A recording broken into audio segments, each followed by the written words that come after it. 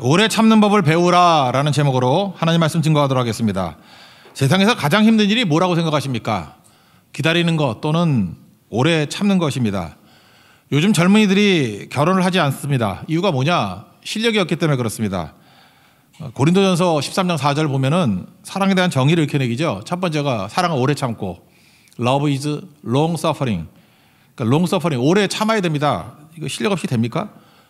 많은 사람들이 사랑을 어떤 감정이라고 생각하고 뜨거움이라고 생각하고 케미컬, 이렇게 화학물 뭐 분비 뭐 이런 걸로 생각을 합니다. 근데 사랑은 견딤이고 버팀이고 이런 겁니다. 실력 없이 이게 됩니까? 그래서 실력이 없어가지고 다 피하고 있다 이렇게 생각이 듭니다. 버티는 실력이 있어야 가정도 유지할 수 있고 결혼도 유지할 수 있다라는 것입니다. 바울이 억울한 재판 받습니다. 벨릭스 앞에서 재판 받았는데 이 사람 좀 문제가 있죠. 판결 안 하고 질질 끕니다. 2년 동안 질질 끌잖아요. 그 24장 마지막 27절 보니까 이태가 지난 후 그랬죠. 질질 끌다가 벨릭스는 좌천당합니다. 지난주도 말씀을 드렸죠. 그리고 새로 부임한 총독이 베스도라는 총독입니다. 이 벨릭스 총독과 베스도 총독은 대조적입니다. 이 벨릭스 총독이 자수성가형이라 그러면 이 베스도 총독은 직업 공무원입니다. 그러니까 공무원을 두 정도로 나누더라고요. 늘공하고 어공. 늘공은 늘 공무원. 그러니까 뭐 시험 봐가지고 들어간 사람을 늘공이라 그러고, 낙하산으로 온 사람 있죠. 뭐 누가 이렇게 임명해가지고 어공. 어쩌다 공무원. 그러니까 이 베스도는 어공이 아니고 늘공이에요. 그죠? 그러니까 늘공의 특징이 무엇입니까? 매사가 조심스럽고 기본이 잘 돼 있겠죠. 왜? 그러지 않으면 잘리니까. 그러니까 베스도는 철저한 직업 공무원이었다라는 것입니다. 여러분 그런 얘기 들어봤습니까? 적게 노력하고 가장 많이 얻는 길 뭘까요? 예의를 갖추는 거예요. 예의 갖추는 거 별로 힘들지 않잖아요. 근데 예의를 갖추는 거 되게 적게 노력하고 결과는 엄청납니다. 예의가 힘들면 인사입니다. 인사하는 거 뭐 고개 까딱하는 거 뭐 힘들겠어요. 근데 그거 하고 안 하고가 여러분의 스펙 10가지보다 나을걸요. 어떤 사람 인생이 막히는 거 자기는 몰라요. 인사 안 해서 그러는 거, 예의가 없어서 그러는 거. 그래서 가장 적게 투자하고 가장 많이 남는 것이 예의 갖추는 것, 인사하는 것. 이것만 잘해도 길이 열린다는 것입니다. 그런 의미에서 베스도는 늘공이기 때문에 기본이 잘 돼 있어요. 그래서 부임하자마자 3일 만에 인사하려고 예루살렘에 있는 지도자들 만나러 올라갔다. 그런 얘기가 나옵니다. 그게 1절입니다. 1절 읽겠습니다. 시작. 베스도가 부임한 지 3일 후에 가이사랴에서 예루살렘으로 올라가니, 주둔지가 가이사랴거든요. 항구라 그랬죠. 거기서 예루살렘으로 올라가게 되었다라는 것입니다. 예루살렘에 갔더니 예루살렘의 종교 지도자들이 만나자마자 고소부터 합니다. 바울 고소. 2년 됐잖아요. 그럼 잊어버릴 만도 한데 마귀는 참 끈질기죠. 2년 만에 총독 받겠다 그러니까 또 고소하는 거예요. 그죠? 그러면서 어떻게 얘기를 하느냐? 그를 데리고 예루살렘으로 오십시오. 예루살렘에 재판하게. 이전에 그 루시아라는 천부장이 예루살렘에 있을 때 죽을까봐 밤중에 몰래 이렇게 가이사랴를 옮겼던 기억나죠? 다시 거꾸로 오라는 거예요. 이유는 무엇입니까? 중간에 자객을 보내서 암살하려고 하다 마귀는 끈질긴데 머리는 나쁜 것 같아요. 맨날 쓰는 방법 또 쓰잖아요. 그러니까 여러분들 마귀는 자꾸만 연구하면요 예측이 됩니다. 뻔해요. 1000년 전에 했던 유혹 지금도 하고요. 어찌 보면은 에덴 동산에서 했던 유혹을 지금도 해요. 그러니까 패턴이 똑같기 때문에 별로 어렵지 않다라는 것입니다. 이렇게 제안을 하니까 베스도는 늘공이잖아요. 신중한 사람이고 그러니까 정중하게 얘기를 합니다. 이 사건이 가이사랴에서 벌어진 사건이고 가이사랴에 구류되어 있기 때문에 내가 인수인계 받은 거 아닙니까? 그 함부로 옮기면 안 됩니다. 라고 하면서 자기 원칙을 지킵니다. 그리고 나도 곧 떠날 사람입니다. 벨릭스도 잘렸지만 나도 뭐 임시직입니다. 이렇게 겸손하게 표현을 합니다. 그러면서 제안하기를 그렇게 보고 싶으면 당신들이 내려오십시오. 가이사랴로 내려오라고 그렇게 제안을 합니다. 그게 4절 5절 내용이에요. 사도 바울은 지금 인생 가운데 되게 힘든 겁니다. 그 하나님 사명 붙들고 온다고 왔더니 2년 동안 갇혀있고 해결될 기미가 하나도 안 보이잖아요. 그죠? 바울이 힘든 상황의 이유가 무엇입니까? 오늘 성도들 가운데도 그런 분들 계시죠. 끝나지 않는 어려움. 어려움이 끝나면 소망이라도 있죠. 끝나지 않는 어려움. 변하지 않는 문제. 이거 변화될 것 같지가 않아요. 그냥 죽을 때까지 짊어지고 가야 될 것 같아요. 그때 힘들죠. 그때 그걸 이길 수 있는 것을 실력이라고 그러는데 실력이 뭐예요? 오래 참는 겁니다. 실력 있는 크리스찬 되십시오. 그러면 오래 참는 크리스찬이 돼야 된다. 왜? 그래야 하나님의 때와 하나님 방법을 받아들일 수 있기 때문에 그래요. 내가 오래 참지 못하면요. 조급하면 초조하면 내 때에 뭘 하려고 그럽니다. 그래서 망치는 거예요. 내 방법으로 하려고 그럽니다. 그래서 무너지는 거예요. 그래서 실력을 길러야 됩니다. 실력이 뭐냐? 오래 참는 게 실력이에요. long suffering. 그게 실력이다. 이걸 붙들어야 된다는 것입니다. 그럼 실력을 갖추기 위한 세 가지 방법으로 살펴보겠어요. 오래 참는 건데 첫째는 너무 기대하지 말라는 것입니다. 기대가 크면 오래 못 참아요. 그러니까 기대를 좀 내려놔야 된다. 기대하면은 괴롭다라는 거 아시죠? 희망 고문이란 말 쓰잖아요. 희망이 너무 크면 안 되면 괴롭잖아요. 그러니까 어떤 사람이 강하냐? 매사에 뭐 희망을 가지고 이렇게 움직이는 사람들이 있어요. 그거 금방 꺾여요. 어떤 사람은 그냥 늘 해요. 늘 성실하게. 그런 사람이 오히려 훨씬 더 강하고 오래 간다라는 것입니다. 예를 든다 그러면 아브라함 보십시오. 75세에 하나님께서 나타나셔가지고 아들 준다 그랬어요. 기대했는가 봐요. 되게 희망을 가졌는가 봐. 하루하루 한 해 한 해 지나는데 애가 안 나오네. 그러니까 10년쯤 기다렸습니다. 10년이라는 게 의미가 있잖아요. 꺾이는 거니까. 85세가 되었습니다. 10년 땄다가 이거 아무리 기다려도 안 되네. 희망 고문이죠. 너무 기대했죠. 그래서 어떻게 합니까? 하갈이라는 첩 얻어가지고 이스마엘 낳잖아요. 누누이 말씀드리죠. 기다리면 이삭 되지만 서두르면 이스마엘 된다고. 이것 때문에 인생이 얼마나 꼬이고 힘들어지게 되었습니까? 그러니까 뭘 해야 돼요? 너무 기대하지 않는 게 중요해요. 그냥 죽치고 기다리는 거예요. 하나님 주실 때까지 맡기면서. 물같이 살라 그러죠. 노자도 비슷한 얘기 했는데 물은 장애가 없으면 그게 흘러가고 뚝이 있으면은 멈추고 뚝이 터지면 다시 흐르고 그런 거 아니에요? 우리 인생도 그런 거라는 거예요. 하나님이 길 열어주시면 그냥 쭉 나가십시오. 막으면 막히는 거고 언젠가 뚫리거든요. 뚫리면 또 가면 되는 거고 기대하지 않고 그냥 매일매일 충성하는 게 되게 중요하다는 것입니다. 이걸 뭐라 그러죠? 일상, everyday life, 일상에 강한 겁니다. 늘 예배드리고 늘 기도하고 늘 말씀 보고 이런 사람이 제일 강해요. 새벽 기도도 발작적으로 나왔다 안 나왔다 특세만 나오고 이런 거 힘든 거예요. 사실은 훌륭하지 않습니다. 늘 기도하는 사람만큼 강한 게 없어요. 그래서 일정함과 몰아서 하는 것은 차이가 있어요. 여러분들 돈 좋아하니까 돈 얘기 한번 해볼게요. 일정하게 들어오는 돈이 있습니다. 또 반대로 몰아서 들어오는 돈이 있어요. 어느 게 더 세냐? 일정하게 들어오는 돈이 훨씬 세요. 같은 액수라도 일정하게 들어오는 돈이 훨씬 더 강합니다. 매달 100만 원씩 들어오는 것이 한꺼번에 1000만 원 들어오는 것보다 훨씬 강해요. 왜? 1000만 원을 몰아서 오는 거고 100만 원은 일정하게 오는 거잖아요. 이런 것을 경제학에서 뭐라 그러냐? 캐시 플로우라 그래요. 캐시 플로우. 이 돈 흐름이 있어야 돼요. 흐름이 훨씬 강한 거예요. 몰아서 오는 것보다. 그래서 그런 거 있잖아요. 부동산 같은 거 뭐 고정자산이잖아요. 그런 거 많다가 현찰화 안 돼가지고 흑자 도산되는 것도 있잖아요. 그죠? 뭐 갖고 있는데 장부상으로는 충분히 있는데 안 팔려가지고 도산돼 버린다니까요. 그래서 지혜로운 사람은 캐시플로우 이거 되게 중요한 얘기입니다. 흐름이 있는 돈이 훨씬 더 가치가 있는 거라고.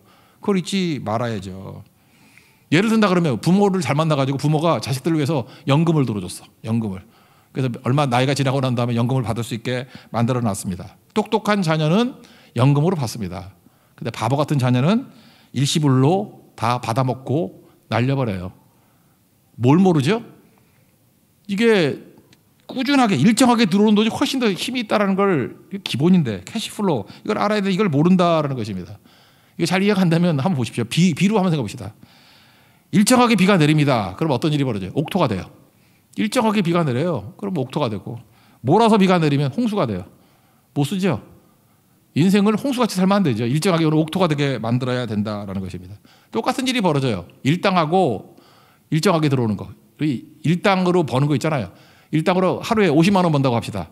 그러면 이론상 곱하기 30 하면 1,500만 원 버는 거 아니에요. 일당 50보다 월급 500만 원이 훨씬 강한 힘이 있어요. 실제로 그렇다고. 왜냐하면 여러분 일당으로 버는 것 중에 대표적인 게 뭐가 있나? 뭐 일당 뭐 여러 가지 있겠지만 과외 공부 같은 거. 과외 시키고 하면은 뭐 죽어라 팀은 뭐 1,000만 원, 2,000만 원도 벌 수 있잖아요. 그죠? 뭐 이렇게 잘 가르치는 사람이요. 근데 그 일정하지 않잖아. 그런 사람 나중에 빚져요. 반면에 500만 원씩 꾸준하게 들어오는 사람 집 산다고 여러 부분에서 볼 수 있다라는 것입니다. 그러니까 뭐예요? 일정한 흐름의 돈. 그게 훨씬 더 강함이 있다 이런 거죠. 그거 잊지 말아야 된다라는 것입니다. 이거 붙들어야죠. 바울이 왜 강한지 아십니까? 그런 일상이 있었어요. 늘 하나님 바라보고 늘 기도하고 늘 전도하고. 그래서 벨릭스하고 2년 동안 구류되었을 때도 계속 말씀 주는 거 있잖아요. 항상 기도하고. 그냥 자꾸만 기대하거나 뭐 희망 고문하지 말고 그냥 쭉 나가는 거예요. 그런 사람이 훨씬 강하다니까요. 일상적인 삶을 사는 거. 그게 훨씬 더 강하다는 것입니다.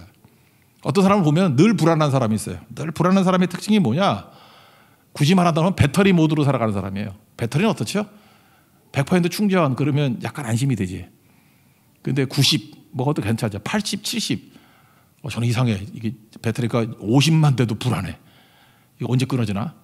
물론 가까운 데 있으면 아무 데나 콘센트 갖다 꽂으면 되겠지만 그죠? 안 들고 다니면 불안하잖아요. 누가 빌려주나? 안 빌려주면 어떡하지? 뭐 이런 거. 또 예를 들어서 어디 먼 여행을 갔습니다. 뭐 아주 오지 같은데 네팔 뭐 오지 같은데 갔어요. 그러면 거기는 뭐 전기도 잘 안 들어오고 그런 데라 그러면 배터리 50% 남았다면 불안하죠. 그러니까 충전과 방전을 이렇게 반복하는 배터리 인생은요 늘 불안한 거예요. 늘 불안한 거. 그래서 불안이 어떤 때 짜증으로 나오고 어떤 때는 분노로 나오고 어떤 때는 견디다 못해서 번아웃으로 나와요. 이게 배터리 모드기 때문에 그렇습니다. 배터리 모드로 살면 안 되죠. 근데 우리 가까이 살 때는 어떤 일이 벌어지죠? 전원 모드. 플러그 꽂아버리면은 안심하죠. 그죠? 항상 들어오니까 이걸 뭐라 그러죠? 하나님과 동행한다. 하나님과 연결되었다. 요한복음 15장 같은 데 보면은 하나님과 연결되었다 그러잖아요. 포도나무와 가지가 이렇게 붙어 있으면 열매를 많이 맺는다. 이걸 성령 충만이다 이렇게 얘기한다고요. 그래서 결국은 일상이란 건 뭐냐 하면은 전원 모드로 사는 거예요. 전원 모드로. 근데 몰아서 뭐 하는 건 충전이에요. 그렇죠? 충전해서 100% 되지만 곧 번아웃 되잖아. 그죠? 방전되면 끝나는 버리는 거 아닙니까? 이게 되게 중요한 거죠. 그래서 우리가 이번 특별 새벽 기도에 선물로 준 게 교회에서 준 시계 있죠, 시계. 그게 의미가 있어요. 교회가 준 시계 이거 가지고요 저한테 망가졌다고 연락 온 사람이 3사람이나 있어. 내가 목사지 수리공이야? 왜 자꾸 나한테 망가졌다 그러냐고. 그래서 제가 오늘 교회 전체 방에다가 설명서를 올렸죠. 죽어도 설명서를 안 읽어. 내가 설명서 한 페이지를 보니까 3군데나 뭐라고 나왔느냐고. 오른쪽 귀퉁이 밑에 보니까 전원 사용 필수. 전원을 사용해야 된다. 그리고 위쪽에 보니까 건전지는 시간 기억 기능밖에 없습니다. 메모리 기능밖에 없다라는 거예요. 건전지 A3 건전지 왜 집어넣는지 알아요? 이게 시간 맞춰놓으면 그 시간 기억하라고만 하는 거예요. 그리고 3번째 거기 뭐라고 되어 있냐면 건전지는 소모량이 많아서 3일 사용하면 끝납니다. 건전지만 넣으면 3일 사용하면 끝이 난다는 거예요. 그러니까 3일마다 건전지 바꿔끼려면 얼마나 힘들어 그거. 그러니까 건전지는 기억용으로만 메모리용으로만 사용하고 보통 때는 뭐 하라고요? 전원을 꽂으라고. 근데 꼭 이렇게 묻는 성도들 보면 설명서를 안 읽어. 매뉴얼을 안 읽어. 성경도 안 읽고. 그러니까 인생이 꼬이는 거죠. 그죠? 뭐 읽질 않아. 그 맨날 망가졌대. 성경도 안 읽고 해서 내 인생이 망가졌대. 망가지지. 설명서들을 좀 읽으라니까요. 하나님께 전원 플러그 인 하면 산다고. 근데 왜 배터리를 사냐고 맨날. 그러니까 우리가 항상 이게 오래 참지 못하는 이유가 뭐냐면 오래 당연하죠. 전원 모드로 살면 오래 가겠죠. 배터리로 가면 시한부잖아 이거 시한부. 그러니까 실력이 뭐예요? 늘 하나님과 연결된 인생, 전원 모드로 사는 인생. 그게 실력 있는 인생이다. 실력 있는 크리스찬 되는 축복 임하기를 기원합니다. 두 번째로 실력 갖추는 거 오래 참는 법은 뭐냐 하면 이렇게 기다리고만 있는 게 아니에요. 기회가 옵니다. 그때 붙잡으면 돼요. 기회는 반드시 와요. 어느 때요? 하나님의 때. 내 때가 아니라 하나님의 때 온다고. 그때 하면 되는 거죠. 지금 상황이 어떤 거냐면 이 베스도가 유대인의 마음을 얻으려고 제안을 합니다. 너 예루살렘에서 재판 받을래? 뭐 바본가? 예루살렘 가면 죽는 거 하는데. 너 그랬다고요. 그러면서 사도 바울이 뭐라고 얘기하냐면 내가 로마 시민권이 있으니까 가이사에게 호소합니다. 이랬다라는 거예요. 그 내용을 외웁시다. 9절 읽겠습니다. 9절 시작. 베스도가 유대인의 마음을 얻고자 하여 바울더러 묻되 내가 예루살렘에 올라가서 이 사건에 대하여 내 앞에서 신문을 받으려느냐? 그 다음에 11절 하반절 제가 읽게요. 내가 가이사께 상소하노라 한대. 가이사에게 상소하겠다. 가이사에게 호소하겠다. 이렇게 얘기를 합니다. 이거 사실 2년 전에도 쓸 수 있는 카드인데 왜 지금 사용했을까요? 저는 이렇게 생각해요. 사도 바울이 성격이 되게 깔끔해요. 그래서 자기는 죄가 없으니까 이 재판받아도 무죄라고 생각을 했을 거라고. 그리고 또 하나 지저분하게 로마 가고 싶지 않고 그냥 깔끔하게 가고 싶은 거예요. 그죠? 찜찜하게 가고 싶지 않은 거예요. 불안전하게 가고 싶지 않은 거예요. 그냥 죄수의 몸이 아니라 좀 당당하게 가고 싶은 거라고. 그런데 2년이 지나도 안 되고 이 벨릭스도 문제가 있고 베스도도 문제가 있고 눈치만 보고 그때 안 거죠. 그래, 인생은 찜찜한 거야. 인생은 지저분한 거야. 깔끔하지 않아도 돼. 그래서 자기의 모든 자존심 같은 걸 다 내려놓고 그냥 가이사에게 상소한다 그런 거라고요. 가이사에게 상소한다는 건 또 다른 말로 뭐죠? 하나님께 상소한다. 하나님께 호소한다. 그리고 자기 것을 내려놨다는 것입니다. 여러분도 마찬가지예요. 자기 것 내려놓으면 쉬워집니다. 내려놓지 않으면 일이 꼬이는 거예요. 처음부터 그러면 되죠. 내가 죄인이면 어때? 내가 깔끔하지 않으면 어때? 내가 불완전하면 어떻고? 내가 수치스러우면 어때? 로마 가가지고 복음만 증거하면 되지. 뭐 이런 거죠. 근데 사람이 안 그래요. 자기 뭐 지킬 게 많아. 그래서 오래 걸리는 거예요. 이때 깨달은 거죠. 이제는 아니구나. 하나님이 기회를 보여주잖아요. 너 예루살렘에 또 갈 수밖에 없는 상황이야. 그러니까 호소해. 가이사에게 호소하면 그냥 가는 거야. 그래서 가이사에게 호소합니다. 여러분 그런 거 들어봤어요? 어린아이가 이렇게 도자기에 손을 집어넣었어. 근데 안 빠진다고 막 울고 있으니까 어른들이 와가지고 도와주는데 안 빠지는 거예요. 이상하잖아요. 들어간 손이니까 나올 수도 있어야 될 거 아니에요. 왜 들어갔는데 안 나오죠? 나중에 이상하다 하다 보니까 애가 뭐 주먹을 쥐고 있는 것 같아. 야, 손 펴 그랬더니 애가 울면서 안 돼. 사탕 놓치잖아 그러더라. 사탕 쥐고 있는 거예요. 이제 알겠죠? 사탕만 놓으면 쭉 빠지는 건데. 근데 이게 남 얘기가 아니에요. 우리가 그래요. 뭘 움켜쥔 게 있어요. 그래서 포기 못 해요. 그래서 문제가 해결 안 될 때가 많다고. 손 펴보십시오. 손 펴고 힘 빼보세요. 풀릴걸? 뭐 그런 비슷한 거 있죠. 자동차가 가다가 틈에 바퀴가 끼었어. 그래서 뭐 이리 미리고 저리 미리고 안 되고 그 차에다가 줄 갖다 메고 해도 안 되는 거예요. 지나가던 애가 그랬다잖아요. 타이어에 바람 빼면 될걸? 당연하죠. 바람 빼니까 쑥 빠져버리고 다시 바람 넣으면 되잖아요. 우리 인생이 그런 거라고요. 내려놓음을 못해요. 사실 내려놓으면 금방 풀리는 건데 실력이 뭐예요? 움켜쥐는 게 아니라 내려놓는 게 실력이라고. 여러분 진짜 실력을 갖출 수 있는 우리 하나님 정도 되기를 바랍니다. 제가 최근에 이게 결혼 정년기에 있는 어떤 뭐 사람들하고 얘기를 나눴어요. 그 자매가 그래요. 뭐 자기는 조건 안 본대. 다 내려놨대. 다 내려놨대. 그래서 저 얘기 하다가 보니까 너 어떤 사람 얘기했어요. 그래도 키는 그러더라고요. 그래서 다른 사람 또 얘기했어요. 한 얘기 하죠. 그래도 대학은 뭐 이러고. 또 얘기를 했어요. 또 했더니 약간 좀 힘들게 사는 형제거든요. 그래도 돈은. 그 다음에 다 갖춘 사람 같아. 내가 볼 때 이 정도면 최고다 그랬대. 그래도 인물은. 내가 봤을 때 인물은 없어. 인물은.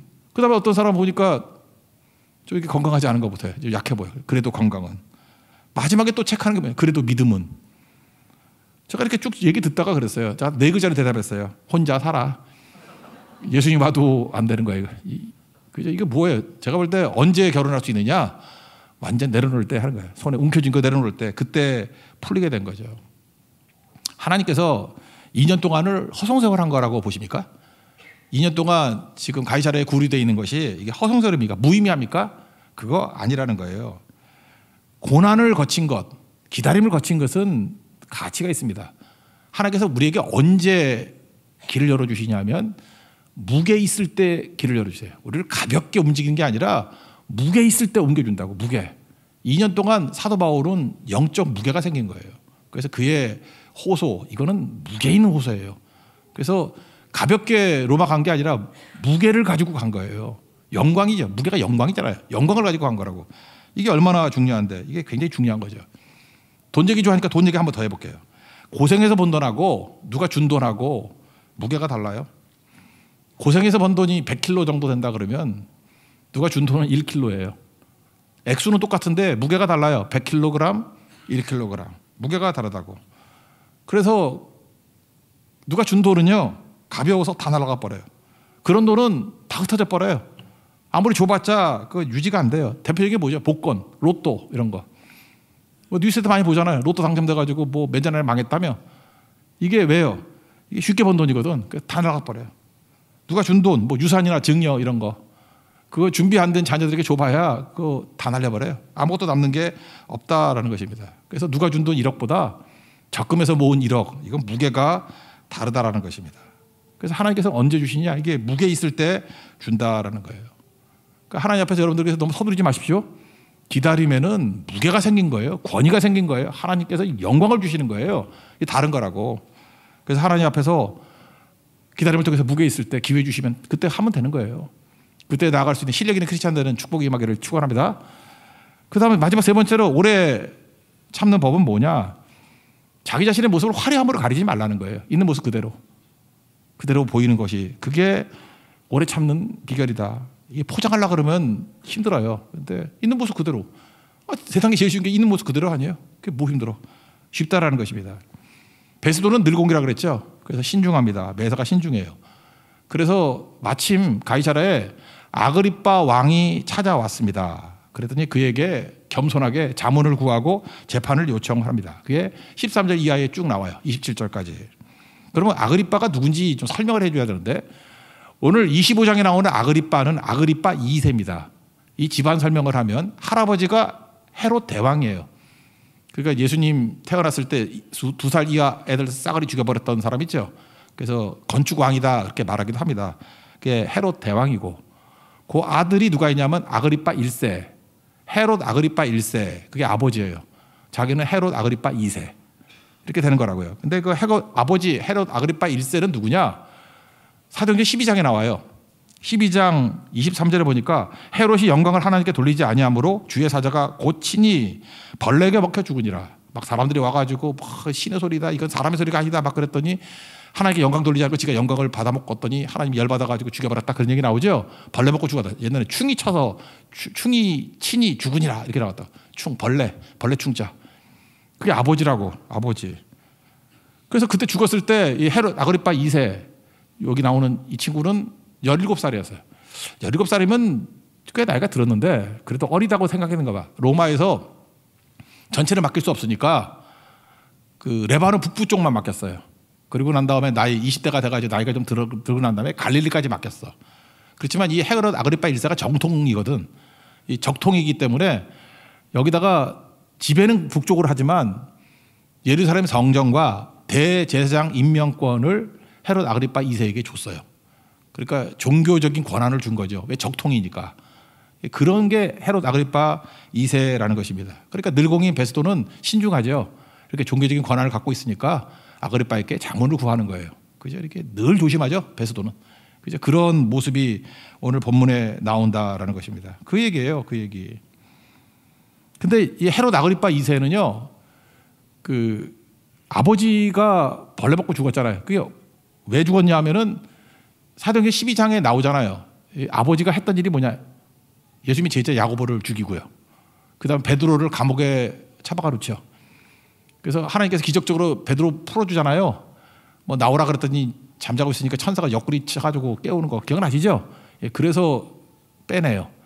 그러고 난 다음에 뭐 혼자 교만하게 그러다가 벌레 맞고 죽고 그런 거예요. 그러니까 헤롯 아그리빠 2세한테는 아버지의 죽음을 봤잖아요. 그러니까 약간의 두려움과 약간의 크리스찬에 대한 트라우마가 있겠죠. 그래서 바울에 대해서 관심이 있는 거예요.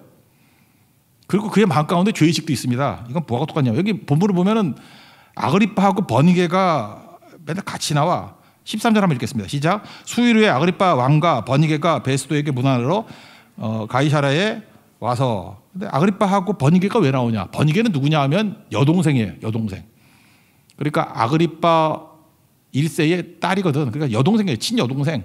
아그리빠 2세 버니게 여동생이에요. 근데 그 둘이 왜 같이 나오냐 하면 참 입에 닿기도 뭐한데 그냥 같이 살았대요. 여동생하고. 그러니까 뭐죠? 근친 상간. 하여튼 그래서 이 집안은 개족보야, 개족보. 뭐 설명하기도 좀 그래. 여동생하고 같이 산 거예요.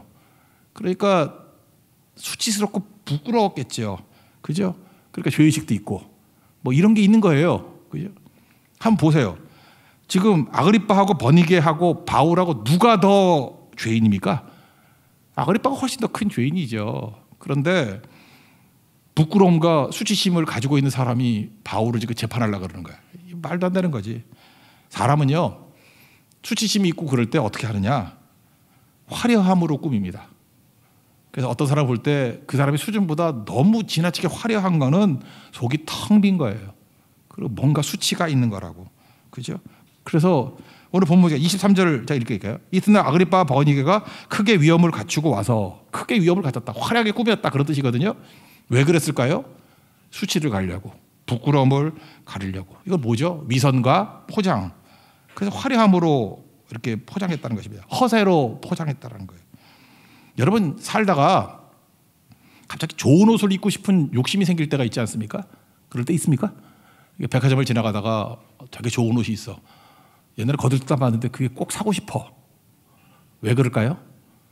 늙어서 그래요. 늙어서. 젊었을 때는요, 청바지하고 흰 티만 입어도 예쁘거든요. 늙어서 그래. 그럼 우리가 예수님도 영접해야 되지만 이 나이 들어감도 영접을 해야 된다고. 하나님께서 왜 우리를 늙게 만들었냐면 관심의 중심이 좀 바뀌라고. 우리 시소 얘기를 했죠. 그 관심을 좀 딴 데다가 몰빵하라고. 그래서 이렇게 옮겨가는 거예요. 나이가 들면은 겉사람은 낡아지잖아요. 그 고린도후서 4장 10절에 나오잖아요. 우리가 낙심하지 않는다. 겉사람은 후패하지만 새로워지면 낡아지지만 속사람은 날로 새롭도다. 그러니까 왜 하나님께서 우리를 겉사람이 늙게 만드신지 아십니까? 이제는 하나님 나라 갈 날도 얼마 안 남았고 천국 예비해야 되니까 이제는 겉사람이 아니야. 속사람에 집중을 해야 돼. 그래서 늙어갈수록 잠깐만 속사람에게 관심을 가져야 돼요. 근데 늙어가면서 잠깐만 안 늙으려고 잠깐 피부 잡아당겨가지고 배꼽이 목까지 올라오고 막 이렇게 하면 안 된다고. 동의를 안 하시지만 그게 신앙이에요. 받아들여야 된다고. 받아들여야 돼. 그래서 속사람이 날로 새로워지는 거, 그런 게 반드시 있어야 된다는 것입니다. 예를 들어서 나이가 들면 눈이 침침해져요. 그래서 그 나이 들면서 나타나는 눈 현상이 나타나죠. 뭐 비문증 그런 거 있죠. 뭐 올챙이가 왔다 갔다 해. 없는가 봐요. 그게. 황반변성 뭐 이런 게 있어요. 이게 뭐 휘어 보이고 노안, 맨날 안경 갖다 받았다 이렇게 맨날 뭐 이렇게 보고 그런 사람 있잖아요. 뭐 이러고 보고. 여기는 없는가 보네. 일부 때는 많이 웃었는데 여기는 없구나. 젊어서 그래. 일부 때는 다 내 얘기입니다. 내 얘기입니다 하고 있더라고. 나이가 들어서 눈이 심심하면요. 무슨 뜻이에요? 이제 작은 것 보지 말고 큰 것 보고 살라는 거예요. 저 요즘에 설교 좀 바뀌었어. 저 생각보다 꼼꼼해 성격이. 그래서 성경 이렇게 설교 내용 다 적고 막 이랬거든요. 지금 눈이 침침해져가지고 뭐 자세히 보이지도 않아. 그래서 원고 대충 쓰고 그냥 이렇게 하는 거예요. 이렇게. 왜요? 이제는 너무 지엽적인 것에 매달리지 말고 큰 덩어리 보라고. 큰 덩어리. 그래서 젊었을 때 설교는 세세한 것들을 치밀하게 하는 설교를 해야 되고, 나이 들어선 눈 침침해진다는 얘기가 뭐예요? 이제는 좀 큰 거 봐야 돼. 핵심을 봐야 돼. 지엽적인 거 그런 거 아니야. 그 메시지죠. 여러분 인생도 마찬가지예요. 이가 시려요. 이가 시리다는 건 무슨 뜻이죠? 이제는 연한 음식 먹고 소화불량 없게 해라. 그런 뜻이에요. 이가 시리다고 임플란트 해가지고 잠깐만 고기랑 먹으려고 그러지 말고, 이가 시리고 약하다는 건 뭐냐면 이제 연한 음식 먹고 소화불량 생기지 말고 그러고 살라는 거예요. 근데 맨날 치과 다니면서 갈비 먹고 그거 화 있을 진짜 그렇게 사는 거 아니에요. 이제 좀 덜 먹고 이제 다른 거에 좀 집중하고 살라, 그런 뜻이라는 것입니다. 그거 모르면 아무것도 안 되겠죠. 머리가 휘어지는 이유가 뭘까요? 나이가 들면서 머리가 휘어지거나 저같이 뭐 아예 휘어지고 빠져버리면 어떡하나. 멀리서 봐도 나이 든 사람이라는 것을 알게 만들기 위해서. 그런 거 아니에요? 그런 거 아니냐고. 그 염색도 너무 많이 하지 말아요. 그러면 그 사람이 나이 착각하면 안 돼. 저는 아무리 염색을 해도 나이를 알기 때문에 문제가 없습니다. 어떤 여자분이 있는데 생머리를 했어. 생머리를 해가지고 뒤에서 보면은 20대인지 알았어. 그래서 전도하려고 아가씨 하고 불렀는데 돌아섰더니 55세 아줌마가 확 돌아서. 그럼 나 심장마비로 죽을 뻔했어요. 죽을 뻔했다고. 그거 왜 그래요? 왜 사람을 속이고 살아가? 왜 인생 자체가 그렇게 위선이냐고. 50대 중반의 아줌마는 뽀글이 파마해야 돼요. 그래야 머리에서 보고도 알지. 아줌마 이렇게 나와야지. 앞뒤가 다르면 안 되죠. 이거 인테그리티에 문제가 있어. 그죠? 받아들여야지. 그래서 나이에 걸맞게 살아가는 거 중요한 거예요. 왜요? 이제는 거기에 맞는 거 하라는 거예요. 하나님께서 우리 흐름마다 우리가 몰빵해야 될 것들이 그때그때 바뀐다라는 것입니다. 그래서 우리 하나님 앞에 어떻게 서야 돼요? 있는 모습 그대로. 겉사람이 낡아지면은 이제 속사람 중심으로 갈라 그러고, 눈이 심심해지면 이제는요 세부적인 거 그만하고 이제 큰 거 보고 살라는 거예요. 큰 거 보고. 기억력이 없어지는 이유는 뭔지 알아요? 잠깐만 기억력이 이렇게 약해지는 이유는 뭐냐면 옛날 거 다 잊어버리고 이제 좋은 것만 기억하고 살고 복음만 기억하고 살라, 그런 뜻이에요. 나이 70이 넘었는데도 불구하고 기억력이 너무 또렷한 사람들 보면 징그러워 죽겠어. 그냥 70년 기억을 다 하니 얼마나 힘들어. 그죠? 나이 들면요 나쁜 거 다 잊어버려요. 잊어버리고 좋은 것만 기억하고 칭찬하고. 그래서 야곱도 죽을 때 뭐예요? 축복하잖아요. 축복하고 예배드리고 하나님만 기억하고 예배드리고 하나님께 경배하고 축복하고 죽잖아요. 그렇게 죽어야지. 여러분 하나님 앞에서 이거 흐름마다 잠깐만 위선, 이게 화려함으로 포장하려고 그러지 말고 있는 모습 그대로 나가는 거예요. 여러분 겸손함이 뭡니까? 낮추는 게 겸손함 아니에요. 겸손은 나 자신을 보는 게 겸손이에요. 내 자신을 있는 그대로 보면 어떤 모습이죠? 개차반이죠. 소망 없죠. 더럽고 추하고 개쓰레기고 그런 거 아니에요? 그리고 늘 실수하고 실패하고 저는 실수도 수백 번도 다 했었어. 골백 번도 다 했어. 그러고 사는 거죠. 그러면 뭘 깨달아요? 나한테 소망이 없다는 걸 깨닫지. 그러니까 하나님 불쌍히 여겨주세요. 은혜해 주세요. 내가 이거 어떻게 사명 감당합니까? 그렇게 되는 거 아니에요? 그래서 하나님께서 겸손한 자에게 은혜 주신다고 그러잖아요. 겸손해야 쓰임 받는다는 것입니다. 그래서 인생은 청춘일 때 팔팔 뛸 때 쓰임 받는 게 아니에요. 오히려 내가 죽고 내가 개차반이라는 걸 깨닫게 될 때 사용하실 때가 더 많아요. 모세 언제 썼어요? 모세 팔팔할 때 안 썼어요. 모세 팔팔할 때 살인했고 모세 팔팔할 때는 도망 다녔어요. 힘 다 빠지고 파시돼 가지고 아무것도 없을 때 지팡이 의지할 때 하나님 그를 사용하셔서 출애굽의 지도자로 삼으시잖아요. 하나님이 쓰시는 종이 되잖아요. 그래서 마찬가지입니다. 진짜 실력 있는 크리스찬이 뭔가 자꾸 화려함으로 가리려 그러지 말고 내 모습 그대로 주 봐도 없어서. 그러면 불쌍히 여겨달라 은혜 구하고 하나님의 능력을 구하는 인생이 된다는 것입니다. 그게 실력 있는 크리스찬입니다. 그런 인생 살아가는 믿음의 종 되기를 바랍니다. 너무 기대하지 마십시오. 일상 전원 모드로 사십시오. 전원 모드로. 기회 오면 그때 붙잡으면 돼요. 그죠? 하나님께서는 오래 참아서 허송세월 보내는 게 아니라 우리를 무게 있게 만들어서 사용하십니다. 좋은 거예요. 합력하여 선을 이루는 거라고. 화려함으로 포장하려고 그러지 말고 영접하십시오. 주님께서 주시는 모든 상황을 영접하고 그때 주님 의지하면 내 힘이 아니라 하나님의 능력으로 능히 감당하는 진짜 실력 있는 크리스찬이 될 수 있다는 것입니다. 그런 승리를 맛보는 믿음의 종 되기를 축원합니다. 자리에서 일어나겠습니다. 일상 찬양하겠습니다.